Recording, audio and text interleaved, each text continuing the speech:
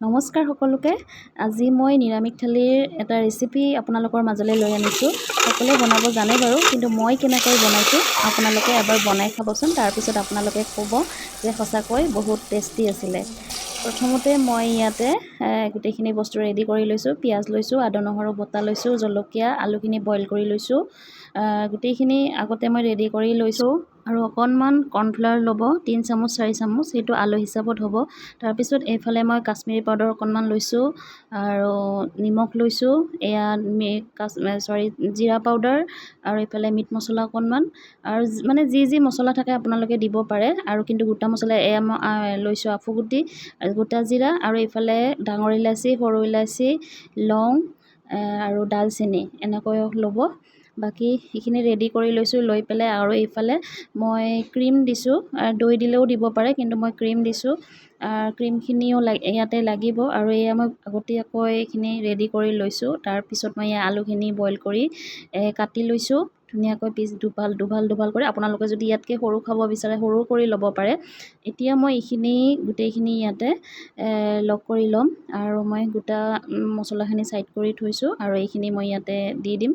আৰু ইয়াতে গোটা জিৰা আৰু আপোনাৰ আফুগুটিখিনি একেলগে ইয়াতে মিক্স কৰি দিব।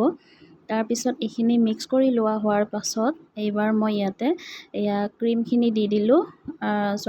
বেচন দিলোঁ দেই, বেচনখিনি আপোনালোকক দেখুওৱা নহ'ল। ইয়াতে বেচন দিলোঁ, 2 চামুচ দিছোঁ মাত্ৰ বেচন। আপোনালোকে আপোনালোকৰ মতে দিব বস্তু চাই। আৰু ইয়াতে মই বেছি নাছিলে, এইটো কাৰণে 2 চামুচ দিলোঁ। আৰু এতিয়া মই ইয়াতে ক্ৰীমখিনি দি দিলোঁ। ক্ৰীম মই বেছি দিয়া নাই, বেছি মানে অকণমান দিছোঁ চেণ্টটো আহিবৰ কাৰণে। ক্ৰীমটো দিলে ধুনীয়া এটা চেণ্ট আহে, আৰু কালাৰটো দেখিবলৈ ভাল হয় আৰু টেষ্টিও হয়।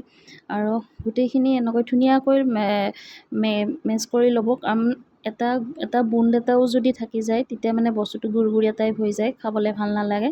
আপোনালোকে ধুনীয়াকৈ এইখিনি মিক্স কৰি ল'ব, মানে 3-4 মিনিটমান এইখিনি আপোনালোকে মিক্স কৰি ল'ব। আৰু মই দেখিছেনে ইমান ধুনীয়াকৈ মিক্স কৰিলোঁ। এয়া মোৰ মিক্স হৈ গ'ল। হৈ যোৱাৰ পিছত ইয়াতে মই আদা নহৰুখিনি দিছিলোঁ যে, আদা নহৰুখিনি দিলোঁ। তাৰপিছতো 5 মিনিটমান মেছ কৰিলোঁ। কৰাৰ পিছত অকণমান গোটা যেন পালোঁ, বেছি মানে ডাঠ হোৱা যেন পালোঁ। পাই পেলাই আৰু অকণমান পানী দি ধুনীয়াকৈ ল'লোঁ। আৰু তাৰপিছত অকণমান জলকীয়া গুড়ি মানে ছাইডত লাগি আছিলে, সেইখিনি মই তাতে দিলোঁ। দি পেলাই আলুখিনি ধুনীয়াকৈ মই ইয়াতে মিক্স কৰি দিম। মিক্স কৰি দি এতিয়া এইখিনি মই আধা ঘণ্টা 45 মিনিটৰ কাৰণে থ'ব লাগিছিলে, কিন্তু মোৰ বেছি সময় থোৱা গ'ল। ৰেচিপিটো আপোনালোকে গম পাইছে, মোৰ মাইনাৰ স্কুলত গৈছিলোঁ যে সিদিনাখনেই বনাইছিলোঁ, আপোনালোকক দিব নোৱাৰিলোঁ। আৰু তেতিয়াৰ ৰেচিপি এতিয়াহে আপোনালোকলৈ আগবঢ়াইছোঁ।